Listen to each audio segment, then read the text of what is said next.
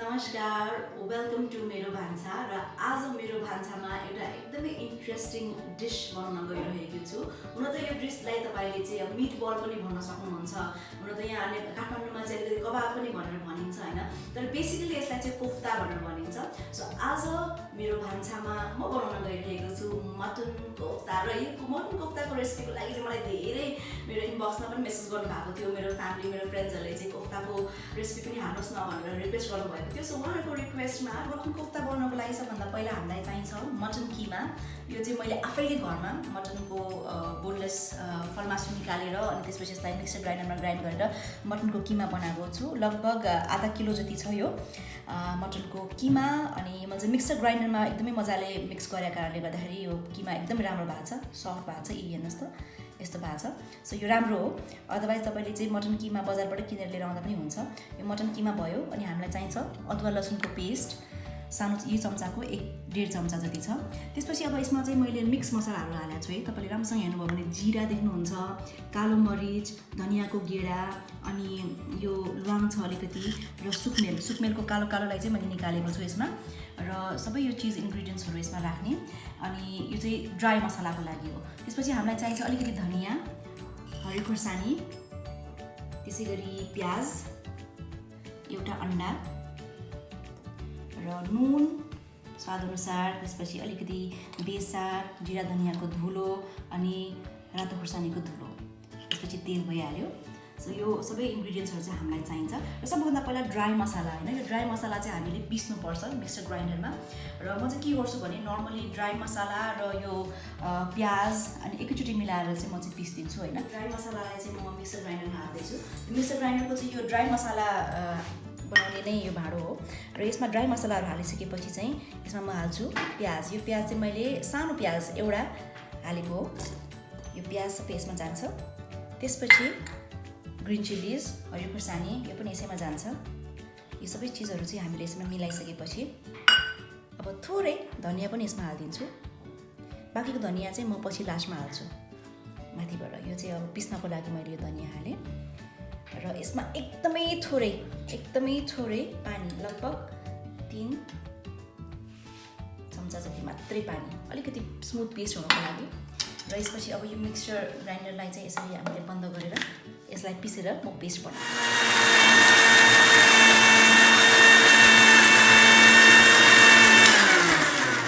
अब पिसेको ड्राई मसला अनि प्याज, धनिया, हरियो खुर्सानी सबैको पेस्ट मजाले पेस्ट भइसकेको छ। हेर्न सक्नुहुन्छ तपाईले मजाले पेस्ट भइसकेको छ यो। र यसलाई चाहिँ अब म यो किमामा मिक्स गर्दैछु। यो चाहिँ एकदमै राम्रो स्वाद बढाउँछ। जुन मैले साबुत मसलाहरू युज गरेको छु त्यसले गर्दाखेरि चाहिँ एकदमै राम्रो टेस्ट आउँछ। पेस्ट हालिसकेपछि हामीले हाल्नुपर्छ यसमा नुन,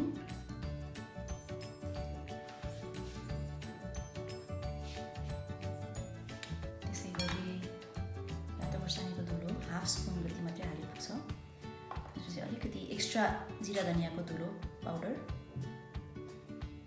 र अलिकति 1/2 स्पुन सानो चम्चाको 1/2 चम्चा बेसार।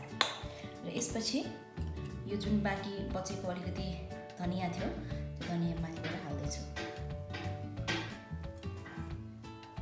र अर्को अदुवा लसुनको पेस्ट, यो पेस्ट सबै चाहिन्छ यसमा। 1 चम्चा, यो चम्चाको 1 चम्चा आधा।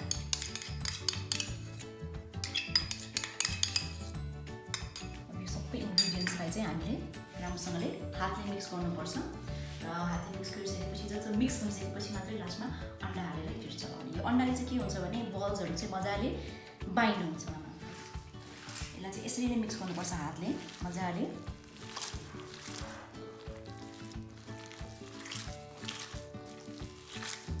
यो मासु पनि अप्सनल छ। तपाईँले मटनको सट्टामा चिकन या बफ मिक्स युज गर्नुभयो नि हुन्छ। यसरी मिसिसकेपछि चाहिँ सबै मसलाहरू यसमा मिक्स भइसक्यो। र लास्टमा हामीले हाल्ने भनेको चाहिँ यसमा अन्डा हो। यो अन्डा एउटा सिनी अन्डा चाहिँ म हाल्दैछु।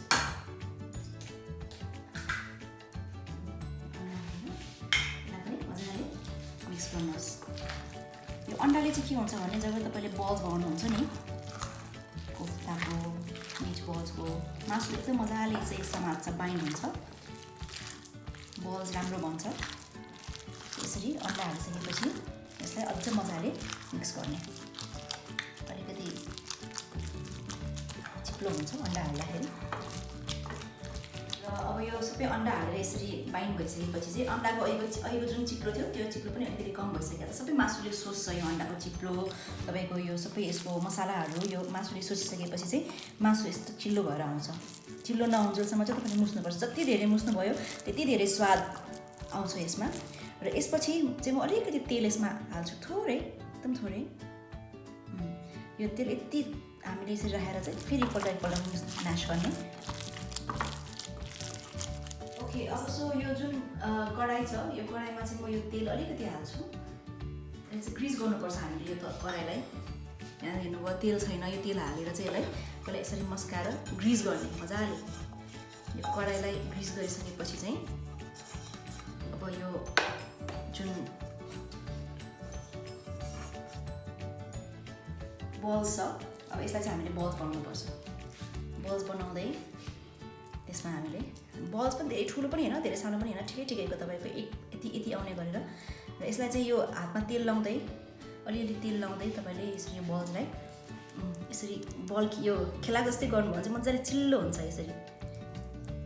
हुन त यो कोफ्ताको बल बनाउने काम चाहिँ अलिकति लामो काम हो, लङ प्रोसेस पनि हो होइन। तर यदि तपाईँलाई अलिकति छिटो गर्नु मन छ भने चाहिँ दुईवटा हातको पनि तपाईँले युज गर्न सक्नुहुन्छ। म चाहिँ एउटै हातले गर्ने बानी छ मेरो चाहिँ, त्यही भएर म एउटै हातले गर्दैछु। यसरी हामीले यो चाहिँ भर्दै कराईमा यसरी राख्न सक्छौँ। यो सबै मासुको चाहिँ बनाएर त्यहाँ भर्ने। यसपछि यसलाई उसिन्नलाई राखिदिनुपर्छ।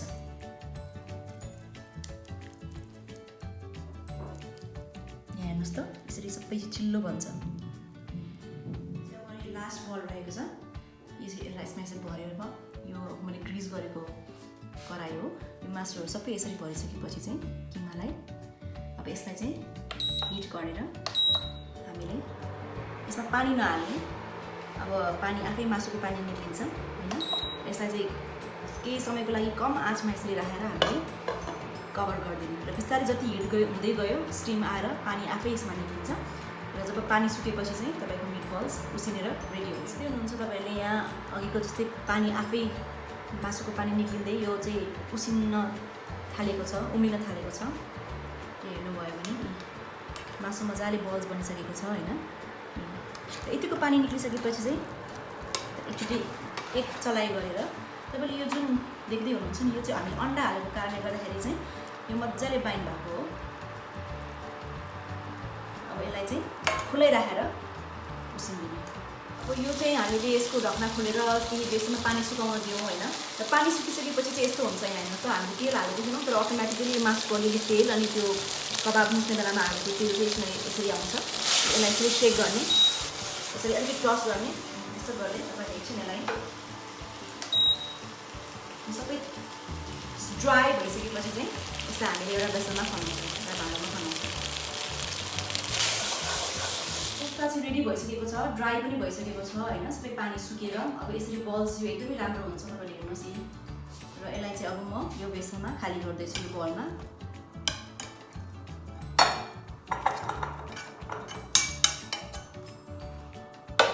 यो रेडी भइसक्यो। अब यसलाई चाहिँ हामीले एकछिन सेलाउने।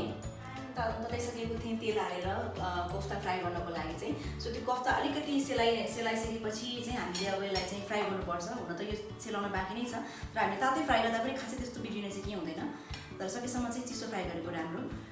र म चाहिँ मेरो घरमा नर्मली के गर्छु भने अब यो कबाब कोफ्तालाई चाहिँ यसरी डिप फ्राई गर्छु होइन।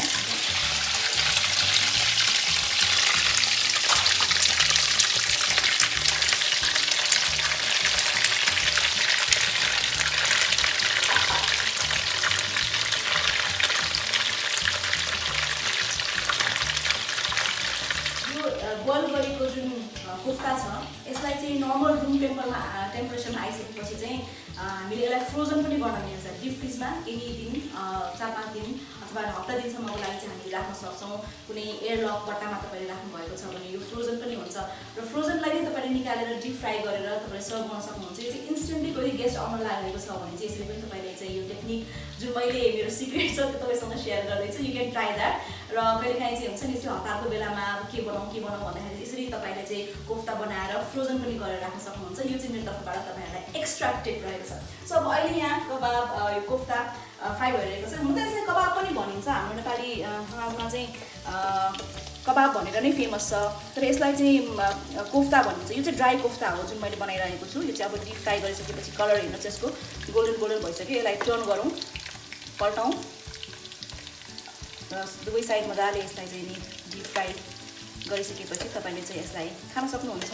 यो कोफ्ता चाहिँ दुवै साइडमा ब्राउन भइसकेको छ होइन, र यसलाई चाहिँ अब म ग्यास बन्द गरेर निकाल्दैछु।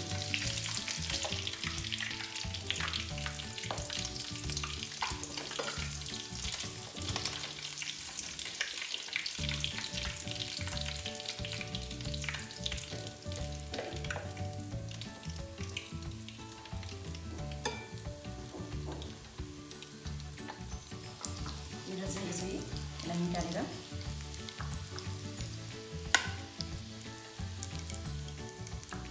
राख्न सकिन्छ। यसलाई चाहिँ आजको मेरो special recipe mutton kofta ready भइसकेको छ र मैले यहाँ सर्भ गर्नलाई पनि रेडी गरिसकेको छु विथ अनियन्स एन्ड क्युकम्बर्स, लेमन रहेको छ। यो तपाईँले स्क्विज गरेर खान सक्नुहुन्छ। सो यसरी dry mutton kofta is ready. Now I think I should taste because एकदम टेम्पटिङ देखिरहेको छ। अब हुन त मैले योभन्दा अगाडि पनि पकाउँछु, टेस्टहरू गर्छु होइन, तर अब आजको चाहिँ टेस्ट कस्तो भएछ भनेर I think I should taste. So यसरी हेर्दा तपाईँले भित्र पनि हेर्न सक्नुहुन्छ, भित्र पनि एकदमै मासु मजाले पाकिसकेको छ होइन, तातो पनि छ। So let me taste this. Soft मसलाहरू सबै ब्लेन्ड भएको छ राम्रोसँगले। सो भित्रको जुन स्पाइसेस मसलाको मिक्सर एकदम मिठो भएको छ, तपाईँले टेस्ट गर्न सक्नुहुन्छ। तपाईँले आफै थाहा हुनुहुन्छ बिकज जब हामीले त्यो मसला ग्राइन्ड गर्छौँ त्यो बेलामा पनि एकदम मिठो बास्ना आइरहेको हुन्छ। सो यस मेरो भान्सामा आज मैले बनाएँ मटन कोफ्ता ड्राई हो यो चाहिँ। ओके, सो आजको मेरो भान्सामा पाकेको मटन कोफ्ता ड्राई तपाईँले पनि ट्राई गर्नुहुन्छ होला भन्ने आशा गरेको छु, र मेरो च्यानल सब्सक्राइब गर्नुहोला एन्ड सेयर पनि गर्नुहोला among your friends. Keep on watching, by.